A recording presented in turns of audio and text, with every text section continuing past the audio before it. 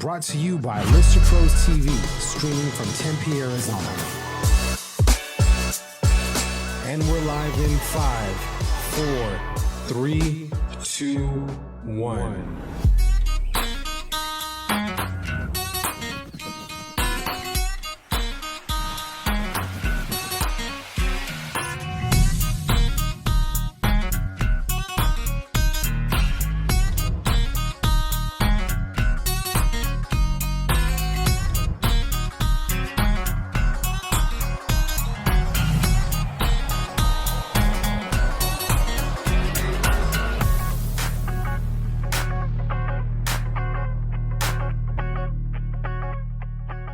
Good morning. Sorry, I had some technical difficulties. Welcome to How I Built It here at the Lister Pro Studio in Tempe, Arizona, off Mill and Baseline down here in Tempe. Yes, that right. would be. I grew up a mile away. I should know where we are. You should. But no, welcome to the show. Hope everybody had a great week. This week flew by in the heartbeat. I don't know how it was for you, Chris, but It was a pretty long week. it was long. Oh man, No. I feel like yesterday was just Monday, but it's been a good month, good week. We'll talk a little bit about the market in a little bit, but I don't know, the first 6 weeks of real estate and lending has been crazy. A lot of pre-qualifications, a lot of apps going in, a lot of offers going out, a lot of contracts going in, which is awesome. It's nice to see that people are purchasing. But before we get started on the show, we got to give a shout out to our sponsors who have been a big supporter in this show and making it happen each and every week. Empire West Title, Seth Banda. You're going to see a little blur of him on the screen, on your guys' screen that you're watching. And then we have Abe Bunn from Insurance Professionals of Arizona, and his thing is going to pop up as well. And then last but not least, Yvonne Hunter from Platinum Home Warranty. I say it every week, and I'm serious, and Chris will probably attest to this, but if your home warranty is expired, make sure to renew or buy a new one. Absolutely. I mean, as a realtor, I say this all the time. I can't stress it, especially going to summer Mm-hmm. when those ACs start crapping out. Oh, yeah. It happened to me, actually. So when I moved here from Alabama, I had my house back home in Alabama for sale. And my realtor there, and this was before I was a realtor, convinced me to put a home warranty on it while it was up for sale. Yeah.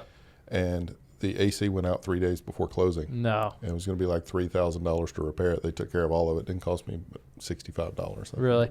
And that's what I'm saying. Like, when you see $400, $500 for a home warranty, and you're like, I don't know if I want to spend that up front. Trust me, when you only have to pay $69 for them to come fix it, if they can't fix it, sometimes they get a credit. Like dishwasher broke one time, I got $500 credit for it. That paid for the home warranty itself. Yeah, and I still have the home warranty. So call Yvonne Hunter if you have any questions on your home warranty, or call your realtor and see if yours is expired if you have no clue, which is okay.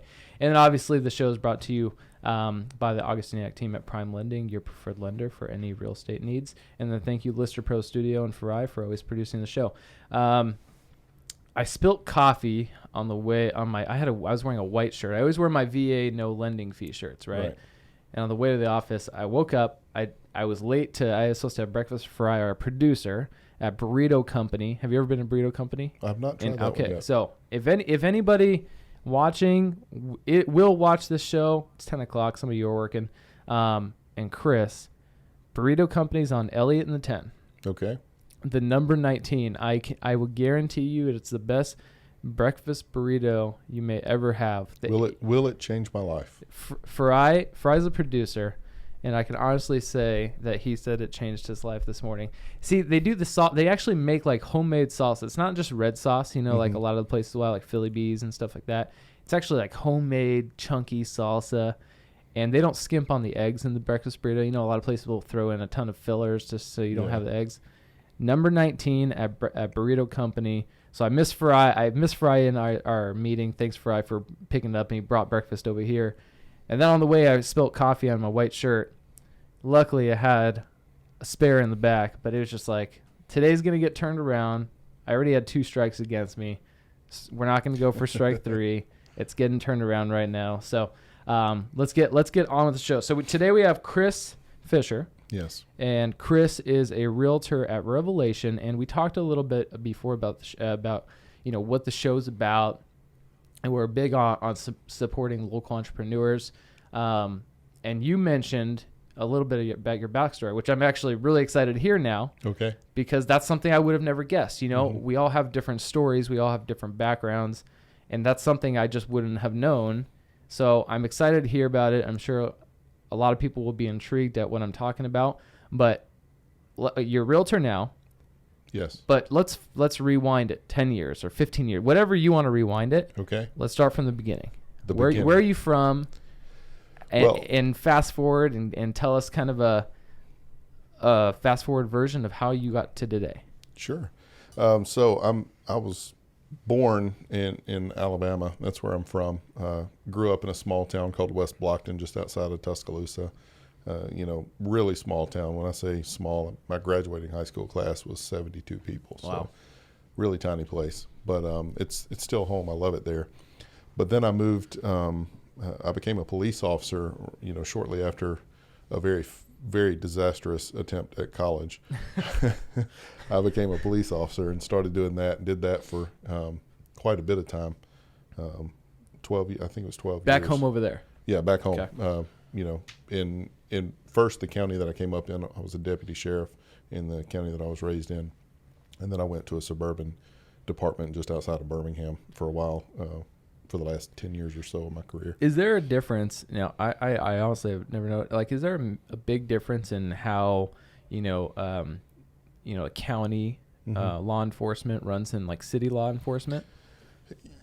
Yes and no. The job is essentially the same. You're dealing with the same people. There's a couple of things that are involved, like court processes and things like that you don't really deal with as a municipal officer. But as a general rule, the job and the powers of arrest and the things you do on a daily basis are fairly consistent. Now, this is another question I've always had. Can county arrest anywhere? Or do you have certain jurisdictions that you have to stay around, or is it your whole county? You're good to go. Yeah, so in Alabama, I can't speak to Arizona Gotcha. law. I was never a cop here, but in Alabama, you had your arrest powers were effective countywide, and officially you were sworn to the state, so you could technically arrest somebody anywhere in the state. But as a general rule, you kind of stuck to your jurisdiction, which was your county, your city, your police jurisdiction kind of thing. Gotcha. So then, all right. So you're a police officer. You're serving. Thank you for your service, by the way. Like, how was that career? How was that portion of your life until whatever happened after? Yeah, it was a lot of fun when I first started. I really enjoyed being a police officer. We had, it was, back then, 2005 when I started, it was all car chases and, all the fun stuff that you see on TV that cops get to do. And then, it kind of transitioned into being less fun and more routine the longer I did it. By the time I got to the end of my career, it was like, oh, another car chase. Oh my God. I just want to go home. You had that many car chases? Yeah. Well, yeah. I mean, it was, especially early in my career, it was a pretty consistent thing. Like, okay, so what's your typical car chase Like just somebody who just robbed a bank or what? No, it was almost always, yes, you did have robbery suspects and things like that you would chase. But generally you would catch them and you would find out that they were like, oh, I didn't have insurance. No And way. it's like, Are you serious? in Alabama, not having an insurance is just a ticket. They don't tow your car. They don't make you walk. They just write you a ticket and say, go get insurance. Yeah. And if you get insurance, they drop the ticket. Like, it's ridiculous. But most people You legitimately had yeah. people run from you because they didn't have insurance. Yes. That's, On a regular basis. It happens several times. Now, in lending, it doesn't blow my mind because I see crazy stuff in lending, but just like that just it's crazy. Mm-hmm. All right, so you're doing the car chases, and it just, when you say routine, it's just like the same thing, the same type of ticks over and over. And it just got to a point where you're just like, it doesn't excite you? Cops really, really hate the word routine because, stuff's always different. There's always like a nuanced differences to everything you do. But on a macro level, the stuff that you're technically doing is very, very similar. And you're dealing with the same people and the same problems. And I don't know how to say this diplomatically, but the same idiots on a regular basis. And it just becomes extremely frustrating because nothing ever happens and nothing ever changes. Yeah. I see where you're going with that. One of my good friends is a police officer for Tempe, and he lives in the same neighborhood, so we'll always drive over and just talk to him and see how his day was going. And I mean, he's told me stories where, you know, he was going into a parking lot right by the police station, and you know, there's a lady sitting in her car eating her lunch, and then she just like throws her trash out the car in the parking lot on the ground, and he goes, "There's literally a trash can 30 feet away." Yeah. So he goes over there and he's like, "Come on, like you couldn't get out of your car to go 30 feet away." Come to find out, she had some other stuff that was you know, behind the scenes that he actually had to I think book her or take her in or something like that. So I ended up having so much more backstory, but it's like, you're right, it's like the same, like these people who couldn't walk 30 feet to go to a trash can, and that's why there's probably some other things on her record that he had to go do. So I can imagine. So then what happened? You know, like what was the next part? So it's kind of interesting. I came to Arizona. I met my wife when I was on vacation here. You know, we kind of fell for each other. It's kind of fitting. You know, this is right after Valentine's Day. But Is she from Arizona? Yeah, she's born and raised in Gilbert. Okay. So I met her while I was here. You know, instant connection. You know, a few months later, it was like, you know, this is the girl I want to be married to. Like, what am I going to do? And you were on vacation. I'm 1,800 miles from her. So what I do? So I decided that I was going to apply to the police departments out here, and I did. I was going through the hiring processes for several of them. Did you like the weather? Love the weather. Okay. Yeah, and it was, you know, the first time I came out here was, you know, March. So okay, why wouldn't I love it? That's primo. So, but I turned in my notice to come here, and then, you know, that was June 15th when I turned in my notice. Told everybody I was quitting, leaving this career that I'd been involved in for 12 years and moving to Arizona, where I knew about 3 people. And, you know, so it was a lot of, my family's like, "What are you doing?" kind of thing. But, you know, when you know, right? So I did that. And then the chief of my department came to me and he was like, "Hey, can you stay an extra 2 weeks? Like, we really need you through the 4th of July. Can you just hang out for, you know, a couple extra weeks?" It's like, "Sure, why not?" So I was supposed to leave on June 15th. On June 17th, I got in a car chase with a kid who was, you know, trying to pick up underage girls, long story short. And I had to break his window, and when I did, he floored it and got my wrist caught, and it just wrecked some tendons in my wrist. So I went and got checked out, and the doctors all said, "Yeah, you're fine. It's just a bruise. You'll be good in a couple of weeks," you know, all that stuff. So I finished. Did it break skin? Oh, yeah, because the glass cut me all Okay, up. But it was the bones or anything didn't pop out. Like, it was just my wrist hurt, you know, kind of thing. Well, fast forward 3 or 4 months, and I'm still having problems. I start going back and forth with workers' comp back in Alabama. They finally send me to a specialist, and the second I walk in, the guy's like, "You tore your TFCC ligament," you know. So I mean, the glass is yeah, the glass didn't really have as much to do with it as the way the wrist bent. It just popped the bone. Essentially, the TFCC ligament holds your bone in place in your wrist, and it was just like kind of sticking out a little bit. So anyway, they fixed it, but they told me that I could never do push-ups again because if I re-damaged that tendon, and bending my wrist back in the form that it takes to do a push-up would do that, they wouldn't be able to fix it again, and they'd have to do a total wrist replacement, and I'd never be able to pick up more than 5 pounds with my right hand again. So it was either go back to law enforcement and risk that, or find something else to do. So I chose real estate. A very related field, really? I guess. See, that's the beauty of entrepreneurship. It's just like, I mean, not the beauty of getting injured, but just like I'm sure a lot of your clients and friends and people, they don't know that story, and that's part of your story, what makes you you. So rewind a little bit. I mean, so this was 2 days after I should have been gone. Been gone. Mm-hmm. And did you already have something? Did you have something lined up here? No, I was still going through the hiring processes here. You know, I've always been kind of an entrepreneur, so I've owned a couple of different businesses on the side. So I had money coming in that I could survive on. Yeah. You know, while I was getting a job out here. I was jumping in with both feet, no parachute kind of thing when I moved out here. What did your future wife say when you're like, I can't do? You know, Brooke is an amazing woman, and she is the most supportive person I've ever met. And her first response was, okay, well, what are you going to do now? Because you're going to figure it out. Yeah. And, I said, I'm going to real estate school. You're going to have to support me for 3 months while I learn how to sell real estate and all Yeah. this stuff. And she's, okay, that's what we're doing. And she was behind me 100%. Okay. So then you get in real estate school. At that point, you're in Arizona, Mm-hmm. and completely left Alabama, completely left law enforcement. You come here, get in real estate school. How is a real estate school coming from law enforcement? Like, what are there similarities? Where is it? Well, there's a couple of things. Like, I think I had a little bit of an advantage because I've been exposed to a lot of legal language and things like that, which And is idiots. Yeah, and idiots. Yeah. So it's kind of Good practice. A lot of people struggle with some of the phraseology and wording in real estate school, but I've been around so much legal language in my life that it really wasn't that difficult. And I jumped in at the Arizona School of Real Estate and Business and did their crash course and knocked it out in like 9 days. So 10 hours a day? Yeah, it was awful. I do not recommend it. Oh, you would not recommend No. it? I was going to say, because Yeah. a lot of people will say, hey, it was worth it. I pushed Yeah. through it.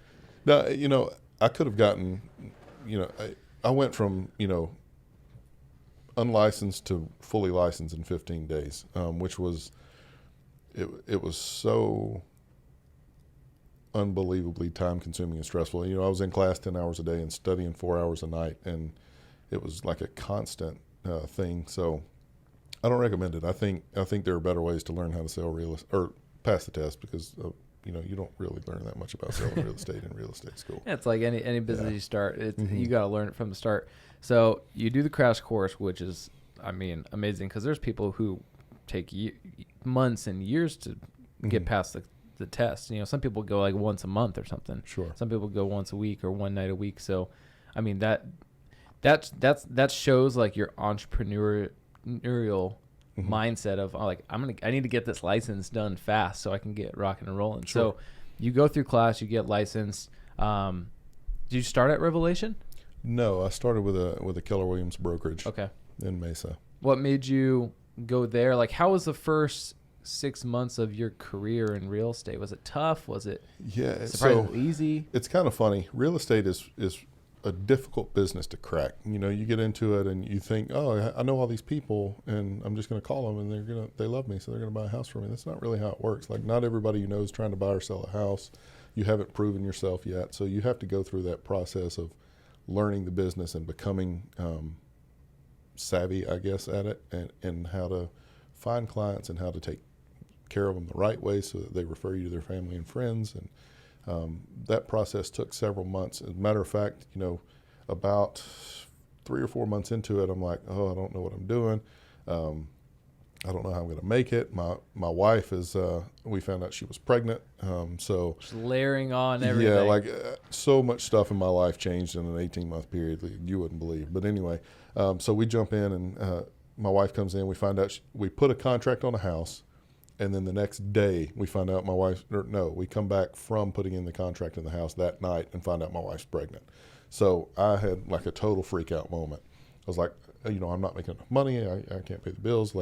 So I went and started driving for Uber and Lyft, took a job at a car dealership, was working just insane hours.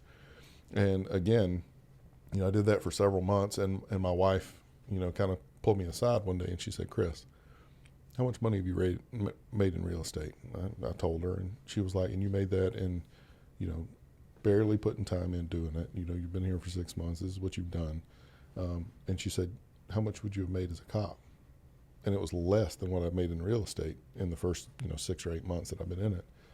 And I thought, wow. She was like, quit doing all this other stuff. You're going to be successful. Just do it. Jump in with both feet. I have a job. We're not going to go bankrupt. Just make it happen. And so I quit all the other stuff, focused on real estate, and it was like a rocket from there, just taking off. Really? Mm-hmm. It's probably hard, though, being in real estate and any 100% commission type job. It's Mhm.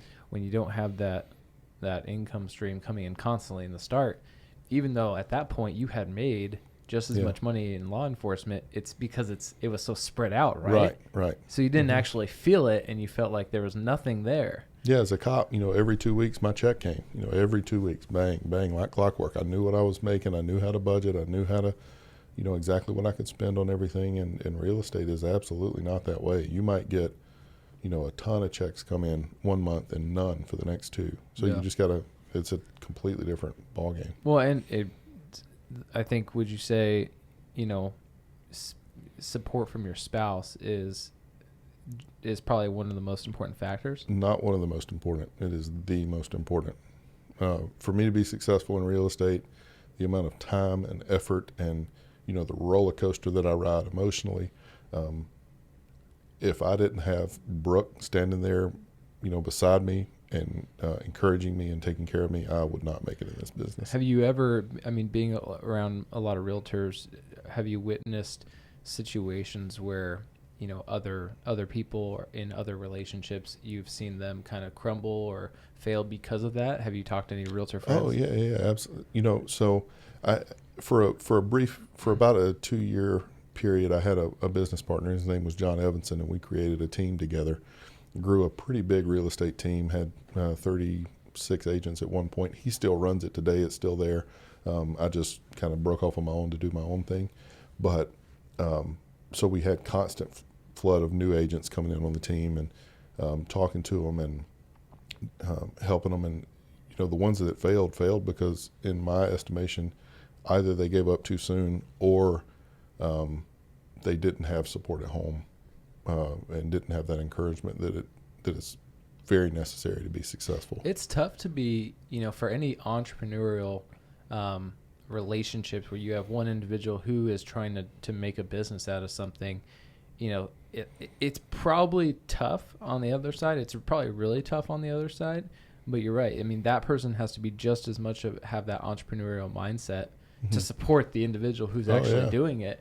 And I'm sure a lot of individuals in those situations are just like either making the stress worse or they're making the stress better. And it goes one of two ways, right? Absolutely. Unreal. So I was doing a little stalking on your Facebook, and I saw you were a director of something else, not just real estate. What was that? Yeah, so I'm a director of a national nonprofit called Humanizing the Badge, and that is a collection of law enforcement officers and civilians that work together.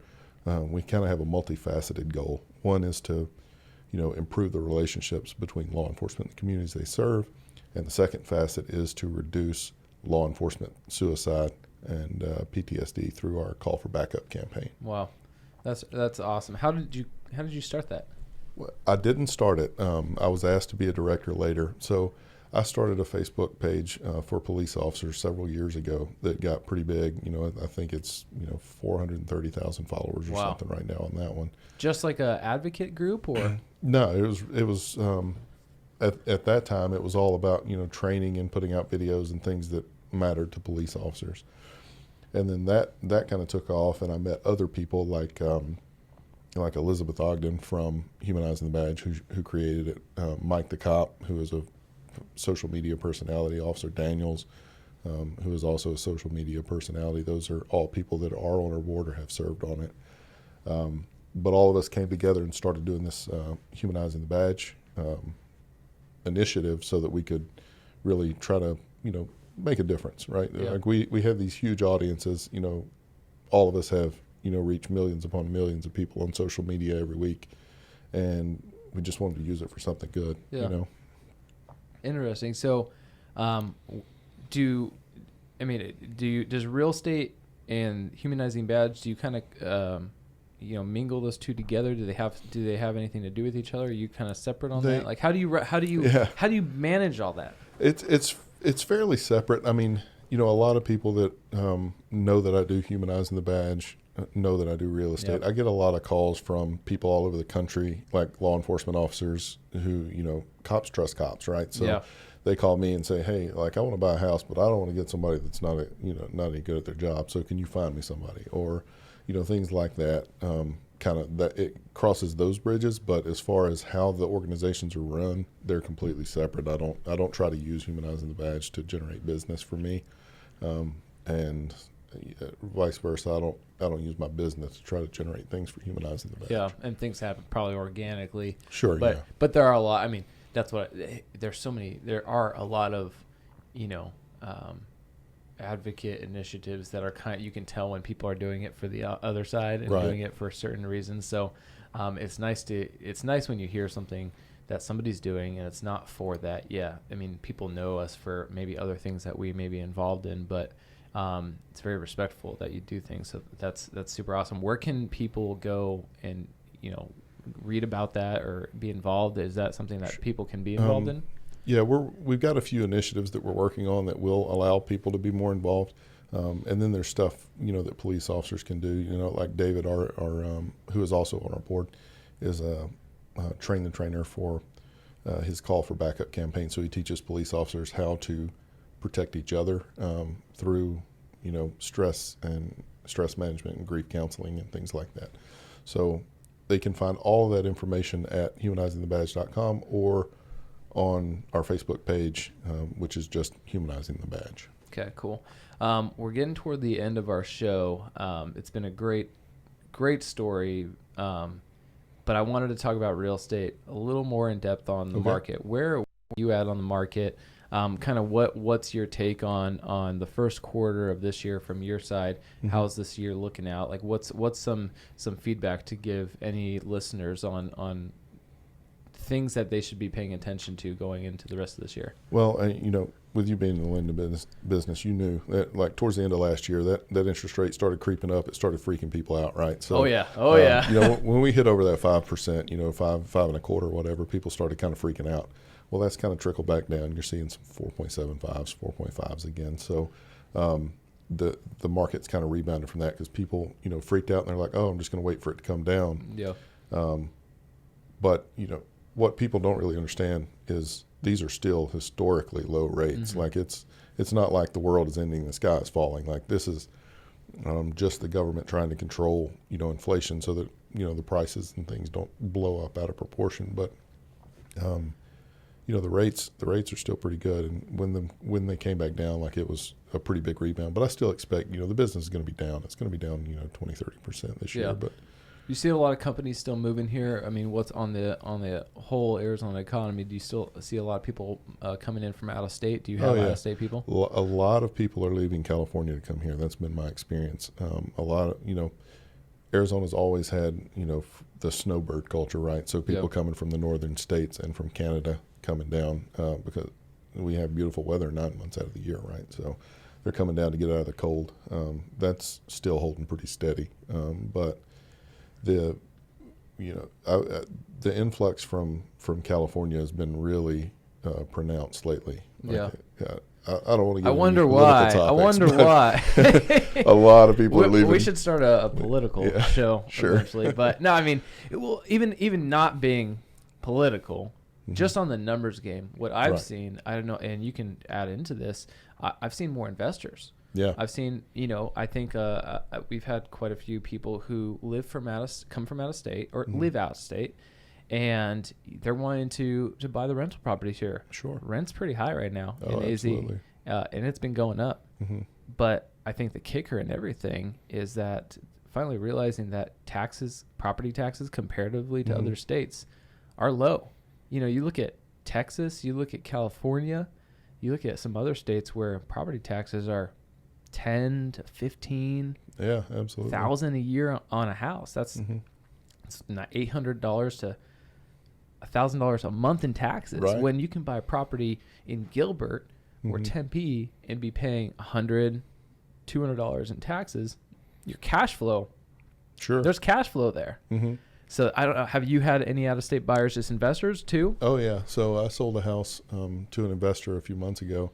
And she was really fascinating to talk to because she sold her house, her investment properties in California, and then turned around and bought 4 or 5 here with the money she made off 2 houses in California.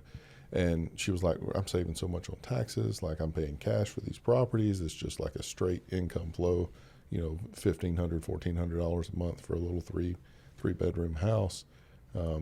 And she knows she's charging them more than they could get a mortgage for, but people are still paying that rent. Yeah, so. well, I see some people paying like $2,000, $2,200 a month. Oh, I'm like, do you realize how much of a house that you can buy with that? Right. All right, so last question of the show, and then I'll let you go. what would be your hot area to be looking at if you were to pick one area that 5 years from now would just benefit that person? I'd have to say Queen Creek. You know, Gilbert and Chandler are hot places to live right now, obviously, but they're running out of land. Like, you know, they're filling up, so it's going to be. And you can't make that. Yeah, you can't recreate land, right? So, I would even say that probably every stitch of residential space, land to build houses in Gilbert and Chandler is accounted for, right? But, you know, you got Queen Creek, you've got Santan Valley. Both of those places are up and coming. They're exploding right now. And, you know, you're seeing, you know, a massive return on your investment when you buy a house there, you know, 4 or 5, 10 years. Now, obviously, the market does what it does. It can't control it. Yeah. But in my personal estimation, buying a house there would return a much greater return on you in, you know, 5, 6, 7 years, where, you know, people in Arizona move every 5 to 7 years. So. Yeah. There you go. Yeah. Well, there's Chris's bet for you. So let's see. Yeah. We'll have it on the show in 7 years. We're going to see if that panned out. Chris, where can people find you? They can find me on Facebook, just facebook.com/C.G.Fisher. You know, I have business pages, but I'd rather interact with my personal pages because I want people to know who I am. I don't want people to see. What's your phone number? 480-843-8828. Or they can email me at chris@chrisfisherteam.com. Perfect. Awesome. So if anybody has any questions, just want to talk with Chris, I'm sure he'd take you out for coffee and network a little bit, and talk about just life, real estate, law enforcement in general. Chris is a wealth of knowledge for anything. So if you want to grab coffee with Chris, make sure to reach out. Let's give one more quick shout out to our sponsors before the end of the show. Empire West Title, Abe from Insurance Professional of Arizona, and then Yvonne Hunter from Platinum Home Warranty. If you didn't get their contact info from when we were putting them on the screen, make sure to message me. I'm happy to give you their contact info if you need anything from them. Thank you guys for listening. This show is obviously brought to you by the Augustine team at Prime Lending. If you guys have any questions or just want us to take a look at your mortgage, let us know. Have a great weekend. We'll catch you next week. Chris, thank you for coming on the show. Thank you so much for having me. It was a pleasure. We'll catch you next week. Thanks, everybody. Thank you.